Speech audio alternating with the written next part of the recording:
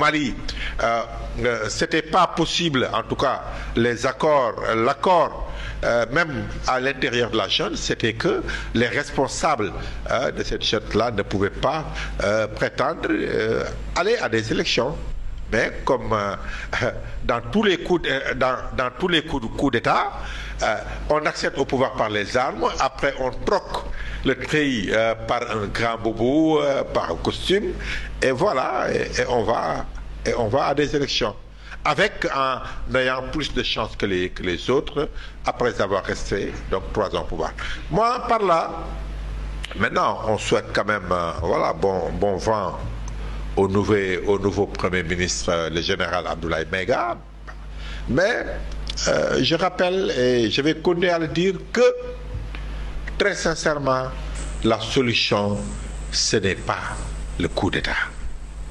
Les coups d'État ne peuvent pas être une solution pour sortir nos pays-là des situations difficiles dans lesquelles ils se trouvent.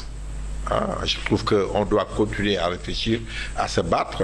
Le Sénégal réussit avec le vote, avec le scrutin, à apaiser donc les climats de tension et à mettre au pouvoir quelqu'un à travers les zones. C'est ça qui s'est passé depuis ces dernières années, longtemps. Depuis 2000, on a droit d'assister à des alternances au Sénégal. En mars 2024, ça s'est passé avec le président Diomaye. L'opposition est venue avec 54% directement au premier tour. C'est ça qui s'est passé également aux législatives, où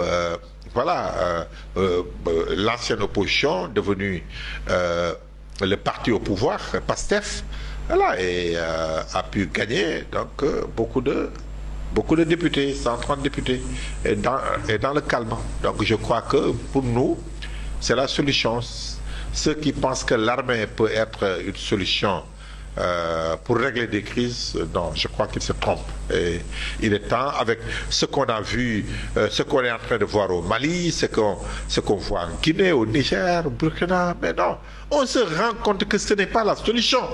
Il n'y a que ceux qui trouvent leur compte dans ces coups d'État-là, dans ces manières de gérer leur pays, mais qui soutiennent ces gens-là.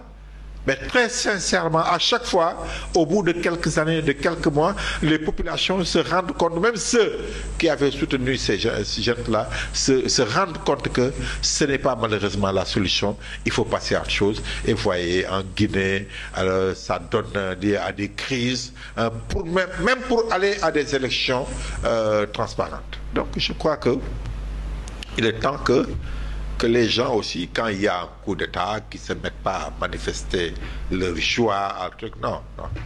Parce qu'il y a d'autres voies qui peuvent vous permettre d'enlever les régimes qui sont trucs, mais l'essentiel, c'est qu'on puisse avoir des élections régulières.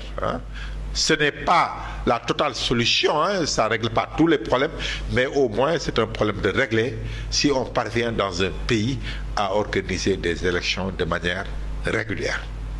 C'est ça que je tenais à dire.